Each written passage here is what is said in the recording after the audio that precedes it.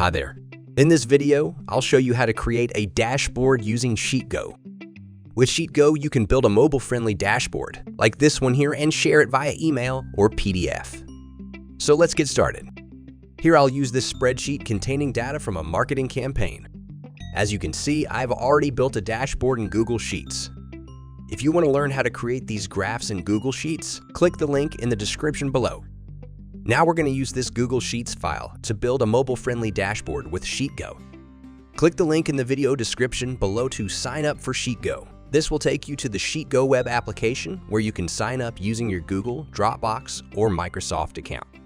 First, I'll show you how to create a workflow to generate a PDF from the dashboard. Click New Workflow to get started. Then click Create Connection. Now give your workflow and connection a name. Select your source file. In this case, Google Sheets.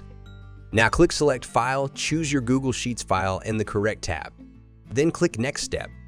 You can select a data processor if you want to filter or split your data. I just want to transfer my data, so I'll click Skip. Here choose a destination.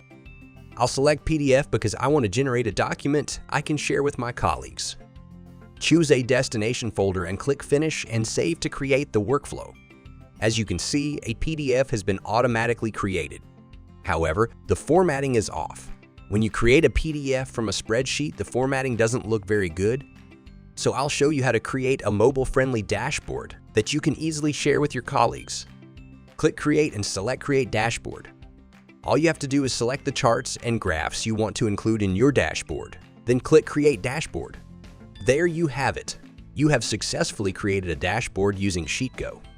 If you hover over the dashboard, you can visualize the values. When you click Refresh, you can update your dashboard. If you click Edit, you can enlarge or remove a chart.